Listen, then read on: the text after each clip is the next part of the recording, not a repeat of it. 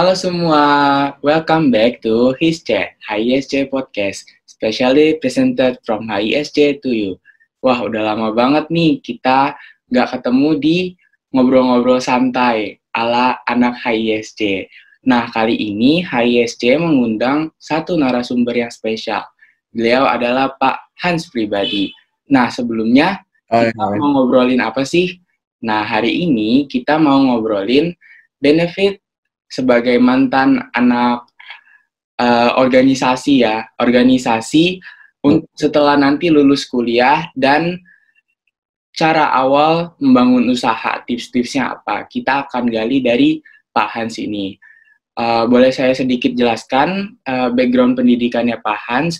Beliau mempunyai rekor pendidikan Foundation Degree University of Nottingham 2014, Alumni University of Nottingham 2018, lalu core business dari usaha dompet lokal @pribadi.official sejak 2018, mengikuti kelas bahasa Mandarin di Shenyang Normal University 2019, mantan kedua LDK dan DPO PPIT Cabang Shenyang 2019, lisensi advokat atau Pradi 2020, dan Magister Hukum Universitas Pelita Harapan 2021.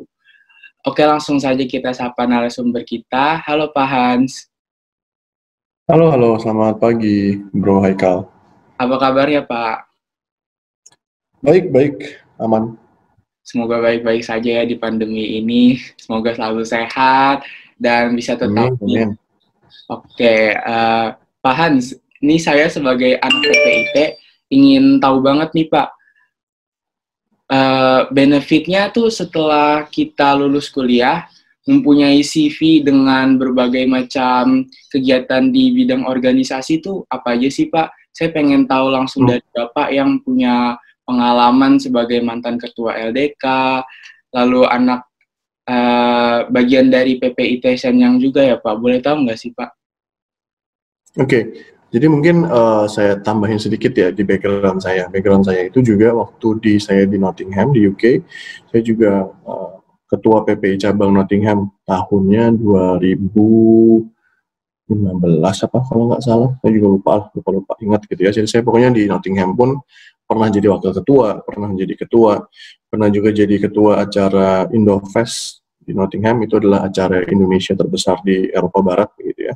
Wow, keren banget ya Pak. Wah. Terus selama di Shenyang juga yang tadi kamu udah bilang anggota dari Dewan Pertimbangan Organisasi itu diminta tolong, dan juga ketua LDK gitu ya. Kalau ditanya benefitnya apa, secara CV akan terlihat bagus, itu yang pertama pastinya. Ya. Tapi mungkin yang pengen saya highlight lebih dari itu sih, bahwa kalau kamu atau siapapun lah join di sebuah organisasi, terutama organisasi kemahasiswaan, baik di luar maupun dalam negeri, yang main benefits-nya ada 3 menurut saya. Yang pertama adalah soft skill. Soft skill apa maksudnya? Soft skill adalah cara kita berpikir, cara kita bekerja, cara kita berorganisasi, cara kita handling, working in a team gitu ya. Juga cara kita menghandle pekerjaan-pekerjaan yang mungkin tidak semudah, mungkin bukan semudah ya, tidak sama dengan apa yang kita kerjakan di kampus begitu. Jalan gitu ya Pak. Ya gitu. Itu yang pertama. Yang kedua adalah networking pastinya. Oke. Networking maksudnya apa? Kita ketemu orang baru, kita juga kenal sama orang baru. Mungkin kalau kita bilang ya temenan juga bisa Pak, ketemu teman baru gitu kan. Beda, ya pastinya kan? Beda. Iya, betul. Nah, di organisasi kan kita ketemunya dalam konteks pekerjaan, konteks yang lebih serius, dan juga konteks yang memang betul itu. Walaupun mungkin masih belajar juga lah, bareng-bareng masih belajar. Lalu yang ketiga adalah masih nyambung dari networking sih sebenarnya. Bedanya apa yang paling mencolok? Ketika kita networkingnya melalui organisasi, maka orang tahu kinerja kita.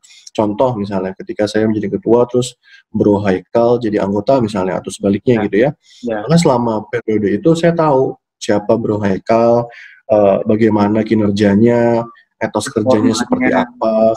Ya, betul. Jadi ketika memang nanti di dunia pekerjaan pun, saya bukan cuma sekedar kenal sama Bro Haikal, tapi udah lebih ke oh gue tahu kok dia kinerjanya seperti apa selama pekerjaan. Beda sama kalau mungkin cuma teman yang ketemu sambil makan, teman ketemu yang sambil mungkin di mall gitu ya, cuma ngobrol-ngobrol, pasti kan cuma tahu sekedar oh dia anaknya asik, tapi kerja yang gimana kan kita nggak tahu.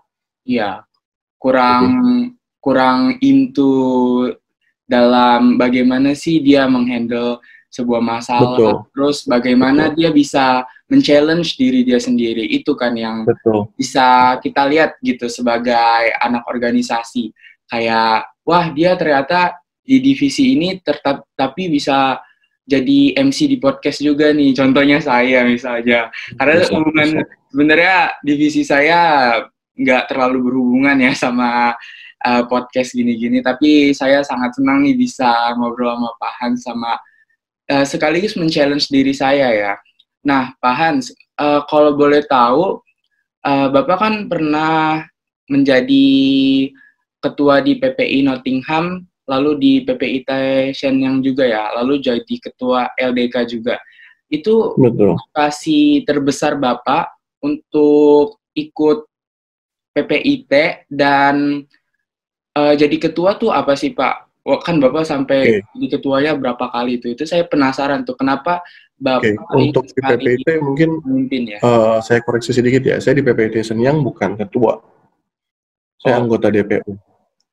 Gitu. Jadi DPU apa? Jadi waktu itu sebenarnya kalau ditanya, kan dua tahap ya. Waktu yang di Nottingham motivasinya apa? Motivasinya benar yang tadi saya bilang bahwa saya ingin punya koneksi, saya ingin belajar, saya ingin berorganisasi, saya ingin kenal dengan lebih banyak orang lah. Seperti itu. Itu yang di Nottingham. Kalau yang di Shenyang, awalnya ketika saya ke Shenyang itu memang fokusnya ingin belajar bahasa satu, dan yang kedua ya sudah saya ingin, karena udah 4 tahun di UK itu yang nggak pernah happy sama sekali, semua full organisasi gitu ya. Rencananya saya ketika ke Shenyang itu ya udahlah, udah nggak mau ikut-ikutan lagi lah PPI begitu, udah saatnya pensiun gitu kan. Udah pengen ya udah nikmatin setahun di kampus yang belajar bahasa, ya sudah gitu aja pengen. Bahkan saya waktu itu di Shenyang tuh nggak bawa kemeja, satu pun saya nggak bawa kemeja. Wah, kenapa tuh Pak? Karena ya awalnya pengennya cuma, iya betul, nggak bakal ikut-ikutan acara yang formal-formal deh gitu. Terus akhirnya tapi begitu datang, saya ketemu dengan anak-anak PPIT-nya, waktu itu ada, mungkin nggak kenal kali ya, udah nggak kenal Kevin Hartono, sama adalah Michael DC. Nah itu mereka ngobrol-ngobrol, mereka kasih tahu lah tantangan di PPIT Shenyang itu seperti apa, masalah-masalah mereka hadapi itu seperti apa. Dan mereka ketika tahu background saya seperti apa, akhirnya mereka minta tolong untuk ini ada regenerasi nih, mau regenerasi tapi butuh bimbingan lebih gitu. Dan saya bilang saya nggak mau join di kepengurusan, saya udah bangkotan lah, udah lewat lah masanya gitu ya.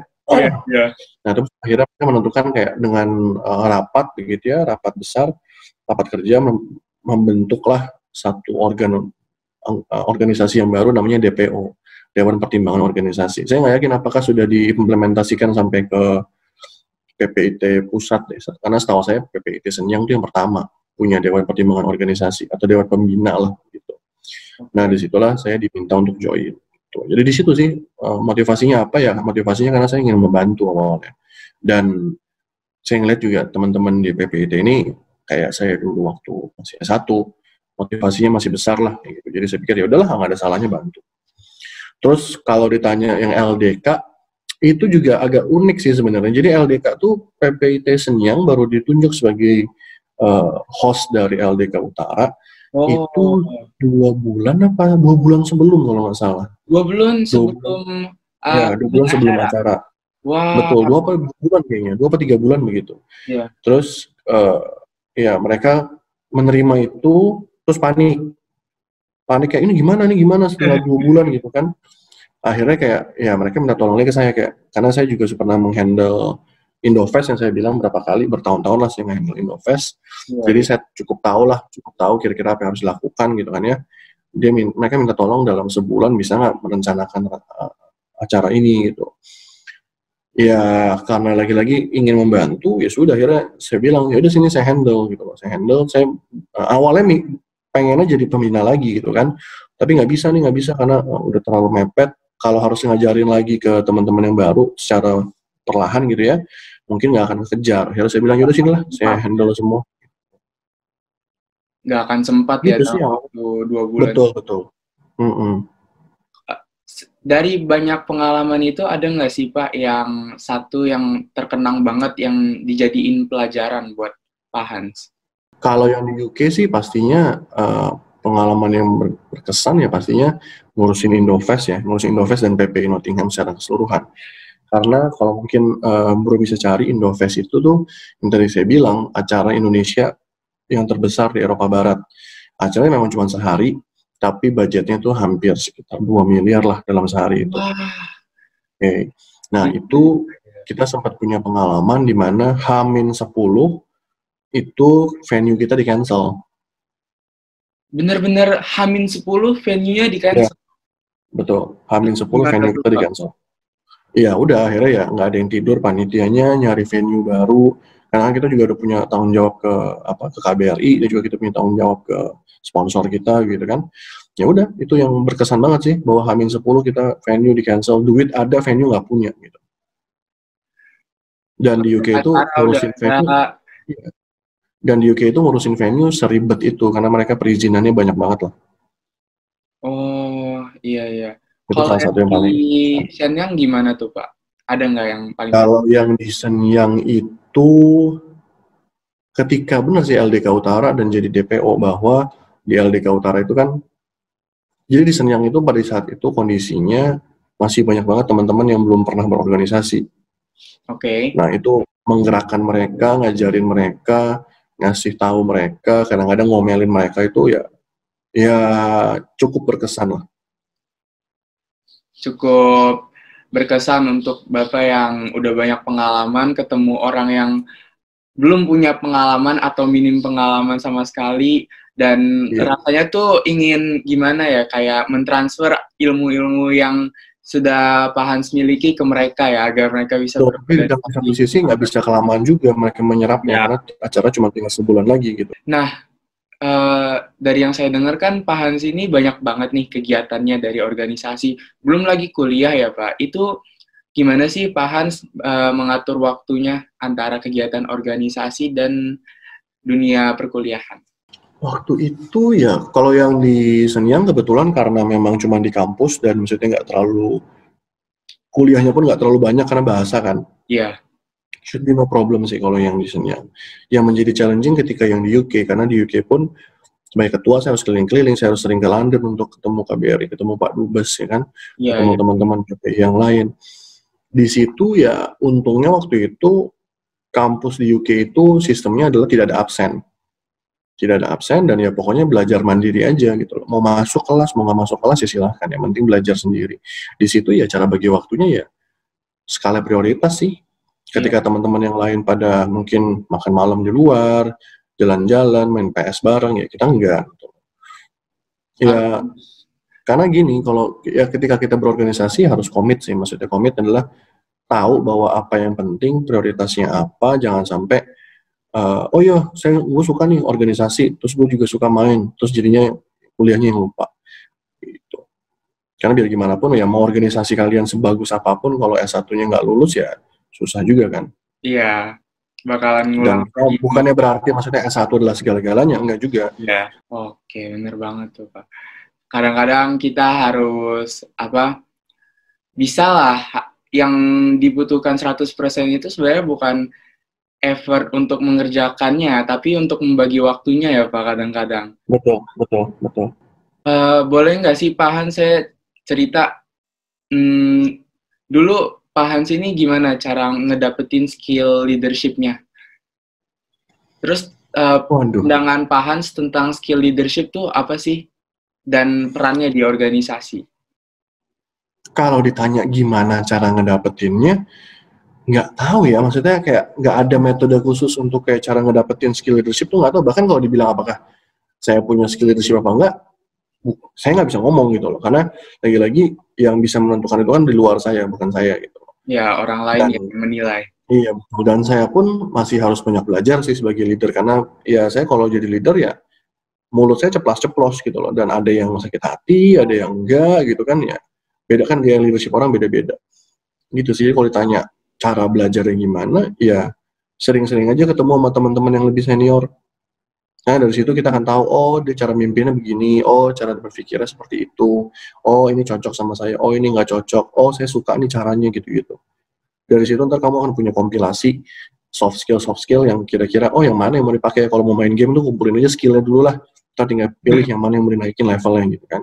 Iya, benar banget.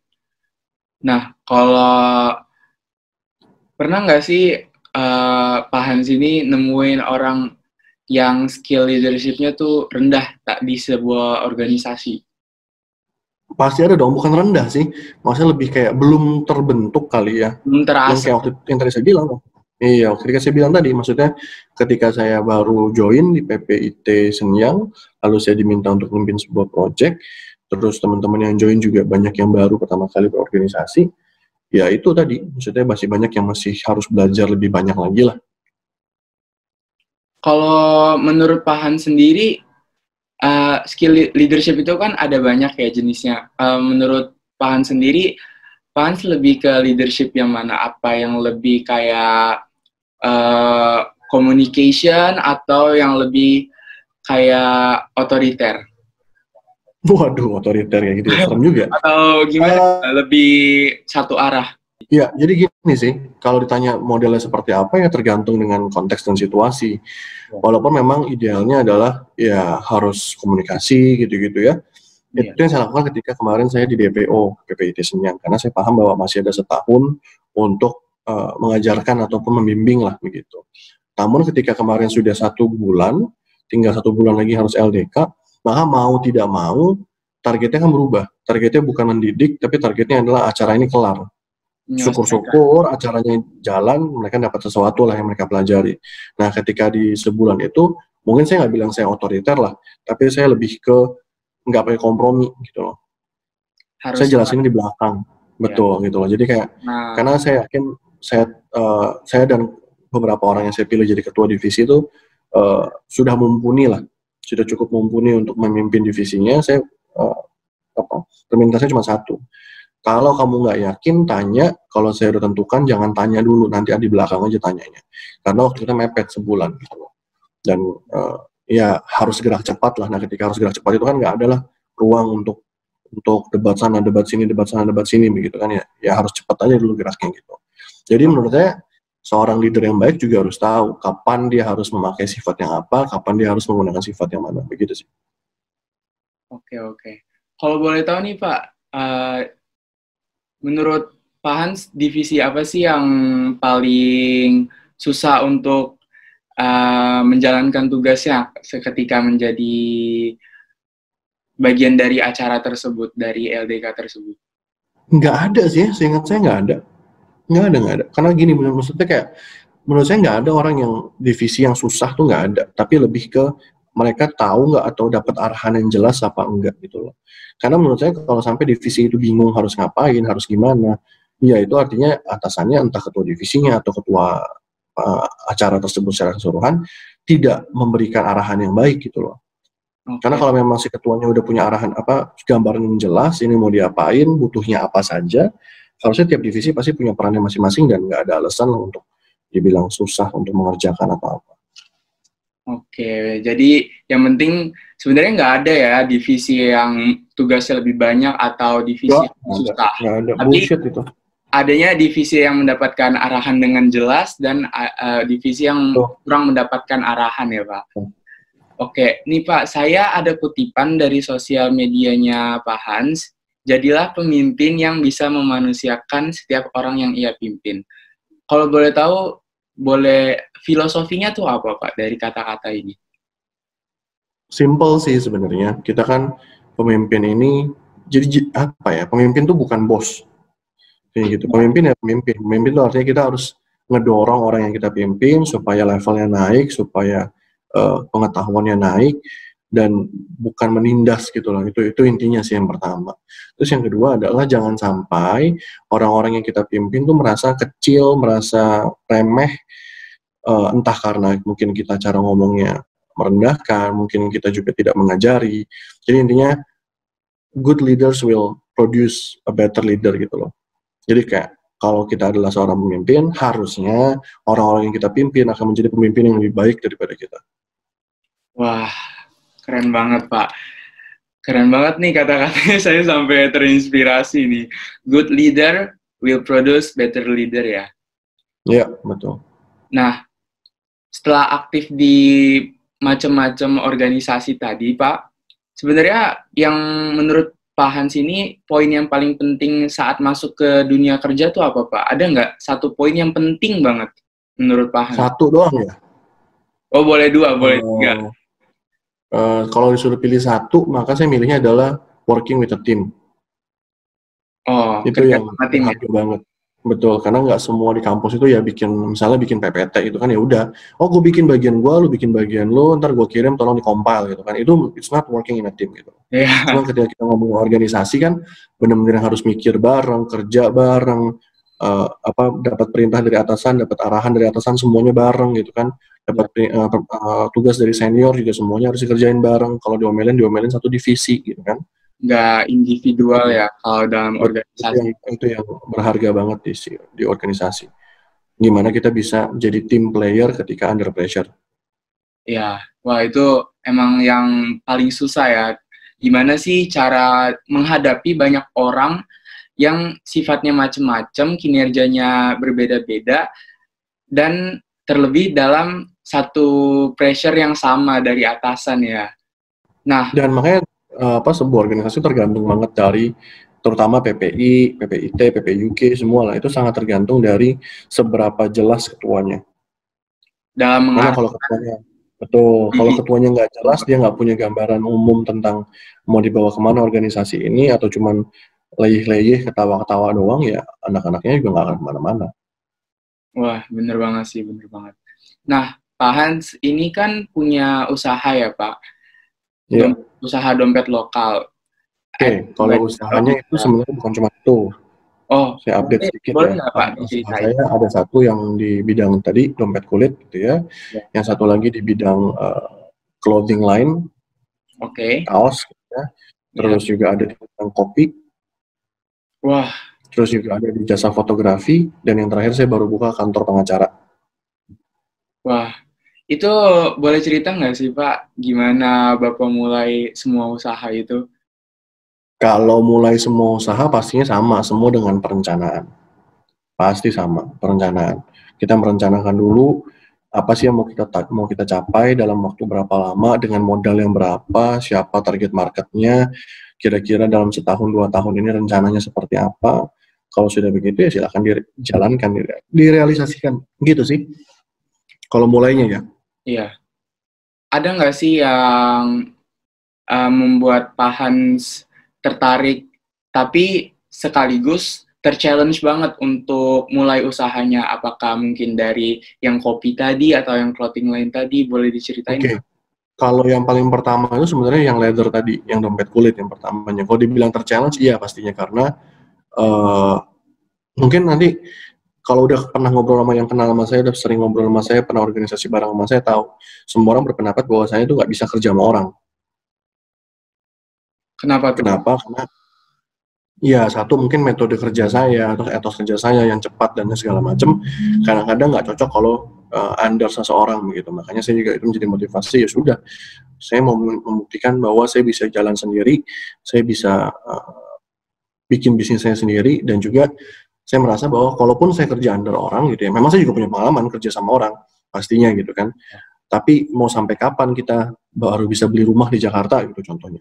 Jadi dulu awalnya motivasi terbesar saya adalah saya ngeliat harga rumah di Jakarta langsung sakit kepala gitu kan, kayak wah kapan saya bisa beli rumah kalau saya kerja cuma gaji 7-10 juta gitu sebulan. Iya. Seperti kutipan ini ya Pak, jika Anda tidak mengejar mimpi Anda, maka Anda akan membantu orang untuk mengejar mimpinya ya. Betul, exactly. Kayak, ya itu juga mungkin, ya ini mungkin nggak semua orang akan setuju lah. Kita kan di sebuah perusahaan itu memang mendapatkan sebuah sense of security kan, buat tiap bulan dapat gaji.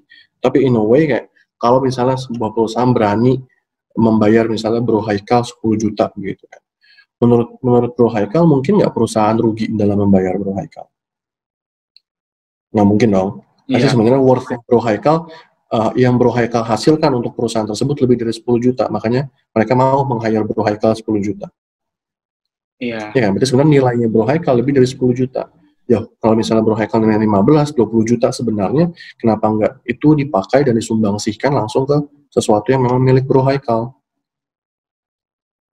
Ya, benar-benar. Masa kita mau ngasih sumbangsi dan effort kita untuk orang lain, tapi untuk diri kita sendiri kita nggak mau?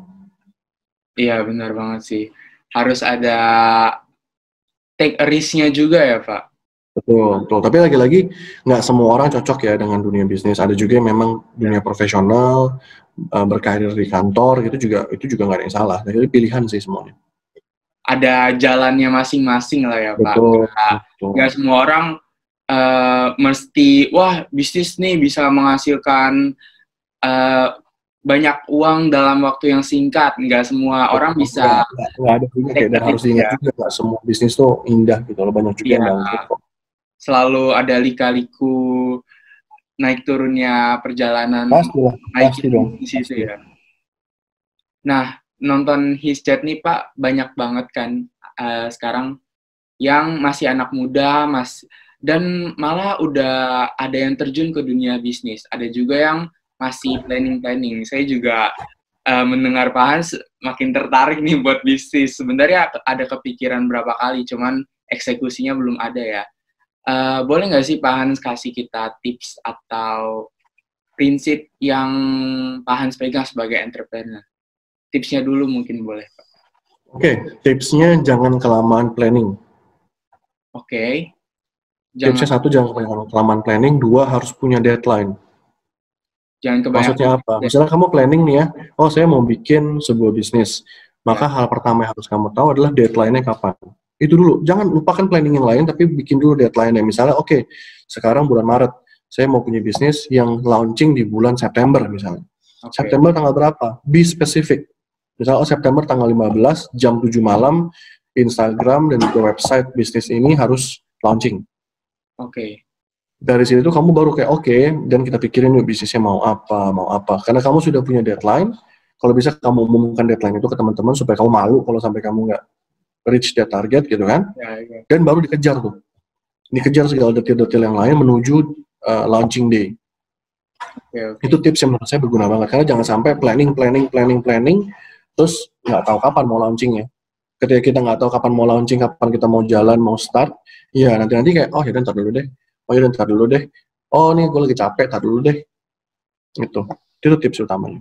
Karena seiring waktu bakalan ada dan muncul prioritas-prioritas lain yang bisa nimbun deadline ini ya Pak, yang mau kita mau. Makanya kita benar-benar harus, wah ini di catch up nih. Ini karena saya udah set deadline tanggal segini, ini usahanya udah harus launching, websitenya udah harus launching, Instagramnya harus launching. Bukan berarti terus di launching dengan tidak preparation yang baik gitu ya. Ya. Tetap harus di prepare dengan baik, tapi maksudnya dikejar menuju launching date tersebut gitu. Ya. Jadi jangan sampai karena alasannya launching, ya udah launchingnya asal-asalan gitu, yang enggak juga. Dari usaha Pak Hans yang tadi nih, ada nggak sih Pak yang pas launchingnya tuh bener-bener deg-degan gitu? Atau semua. Ya? Semua bisnis tuh launchingnya pasti deg-degan. Kenapa? Kalau serius pasti deg-degan ya. Satu kan pakai duit semua. Iya, kan? Ada modalnya. Launching mulu kerjaan gitu kan, ya bakal rame apa enggak. Dan bahkan dari bisnis yang tadi saya sebutkan, beberapa itu tidak sesuai harapan gitu kan, masih berjalan, cuman masih dalam fase merangkak lah. Iya, belum fase berlari ya. Iya, nggak seindah yang orang-orang sampaikan. Mungkin motivator bilang, wah bisa ini, bisa itu, dia langsung sukses. Ya kalau semua begitu, tajir lah kita semua gitu loh. Iya.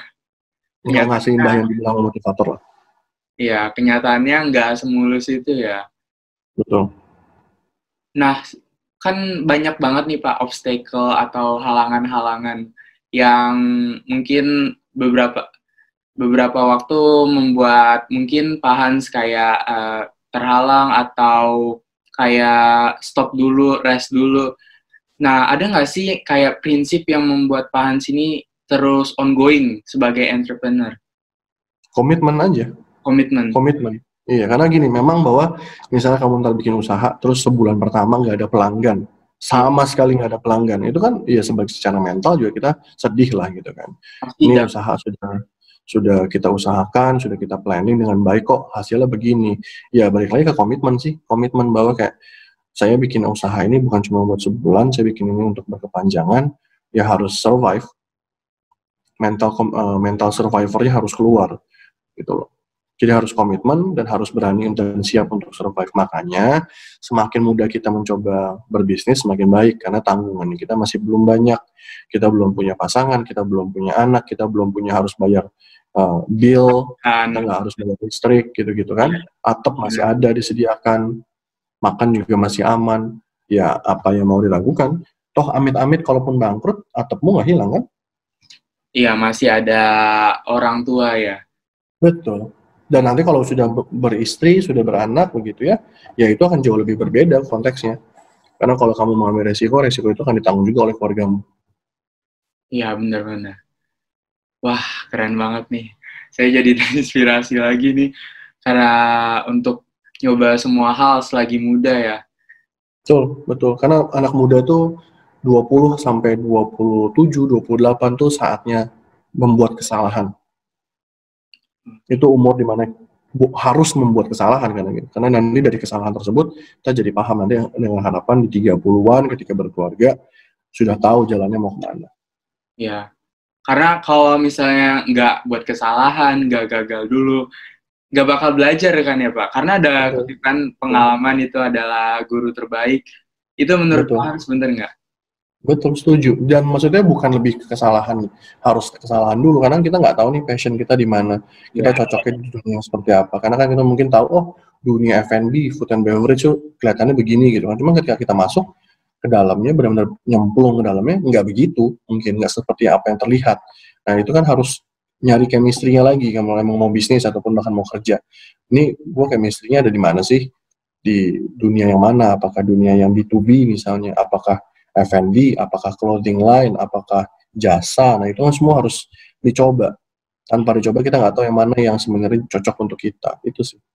bener-bener. Saya juga sebagai anak muda lagi nyoba nih, lagi nyoba video editing, lagi nyoba jasa, terus lagi nyoba copywriting, dan bener sih kayak mulai merasa kadang ada yang cocok, ada yang enggak, tapi dengar kata Pak Hans jadi ke remind gitu kalau misalnya masih muda, saya masih panjang gitu perjalanannya, masih banyak Betul. waktu untuk nyoba semua hal dan nemuin apa yang saya benar-benar passionate about. Ya, benar banget sih kata Pak Hans. Mungkin Pak Hans ada pesan nggak sih untuk para pendengar His Chat nih sama anak-anak Hmm. muda? Ya intinya kalian kuliah di luar negeri pasti pakai biaya dari orang tua gitu ya. Janganlah malas-malas organisasi. Jangan cuman kupu-kupu kuliah pulang terus jalan keluar mabok pulang lagi gitu kan ya. Ya Ya, walaupun boleh lah happy-happy tapi kayak coba aja diingat bahwa nggak selamanya kalian akan di masa ini gitu loh. Ya ya, memang sekarang saatnya happy-happy tapi juga saatnya belajar.